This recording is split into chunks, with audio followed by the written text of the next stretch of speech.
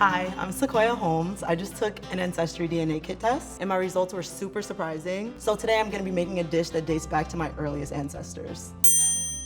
Today I'm gonna ease myself into it, make something really simple. I'm gonna make Amiwo with mojo sauce and grilled chicken. When I first got my Ancestry DNA results, I was really surprised at how specific the results were. I was really shocked to see Benin on there. I knew nothing about Benin, so I was really excited and immediately started researching everything that I could find about it.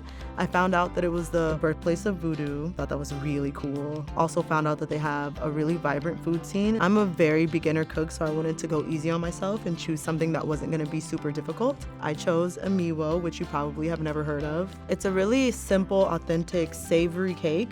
I would compare it to polenta. You can serve this with fried chicken, grilled chicken, sometimes fish, but I chose grilled chicken today because it's easy.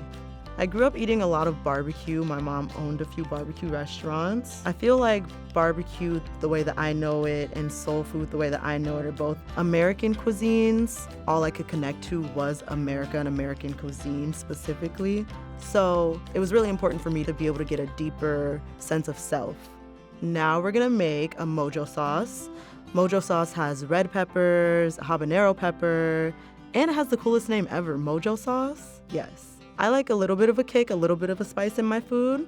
When you add a habanero, it gives it just a tiny bit of a kick, but nothing major. And if you don't like any spice at all, feel free to leave out the habanero entirely.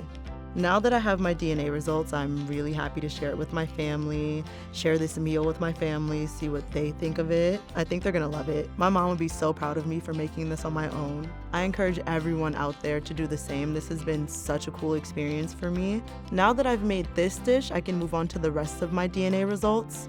I have so much left to explore and I can't wait. Oh my God, this is so good.